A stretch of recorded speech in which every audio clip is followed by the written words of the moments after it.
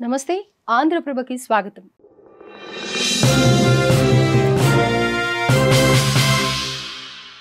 Operation సింధూర్తో భారత army officer colonel Sophia ఖురేషీపై అందరూ ప్రశంసలు కురిపించగా, రాజ్యాంగబద్ధమైన పదవిలో ఉన్న ఓ మంత్రి మాత్రం అభ్యంతరకరమైన వ్యాఖ్యలు చేశారు. ఆమెపై చేసిన కామెంట్స్ వివాదాస్పదంగా మారగా, తన తప్పును ఒప్పుకుంటూ మధ్యప్రదేశ్ కేబినెట్ మంత్రి కున్వర్ విజయ్ షా లేడీ ఆఫీసర్కు క్షమాపణలు చెప్పారు. తాను చేసిన కామెంట్స్ పై విచారం వ్యక్తం చేస్తున్నానన్న మంత్రి కున్వర్ విజయ్ షా తాను చేసిన వ్యాఖ్యలకు సిగ్గుపడుతున్నట్లు చెప్పారు. అంతేకాకుండా తన హృదయం నుండి క్షమాపణలు కూడా కోరుతున్నట్లు తెలిపారు.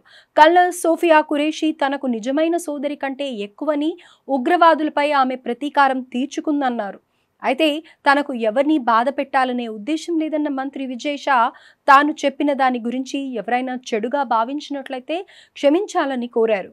మోవ్లోని మాన్పూర్ పోలీస్ స్టేషన్ పరిధిలోని రాయకుండ్ గ్రామంలో జరిగిన ఒక బహిరంగ కార్యక్రమంలో పాల్గొన్న మంత్రి విజయ్ షా వివాదాస్పద అనుచిత వ్యాఖ్యలు చేశారు.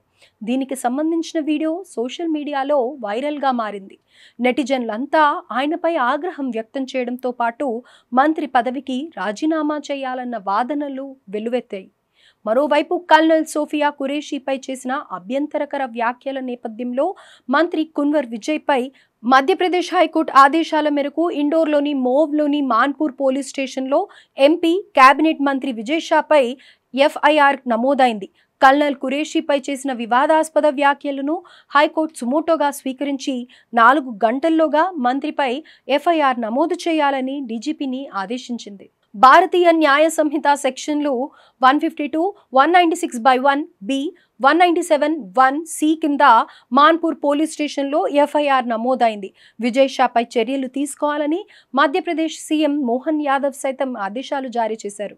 విజయ్ షాపై ఎఫ్ఐఆర్ నమోదు తర్వాత ఆయన రాజీనామా కోసం ఇప్పుడు ఒత్తిడి తీవ్రంగా పెరుగుతోంది. ఇక ముఖ్యమంత్రి నివాసంలో బీజేపీ రాష్ట్ర అధ్యక్షుడు BD Sharma, party organisation general secretary Hitanand Sharma ఉన్నత స్థాయి సమావేశం నిర్వహించారు. దీంతో మంత్రి విజయ్ షా రాజీనామా చేసే అవకాశాలున్నాయని తెలుస్తోంది.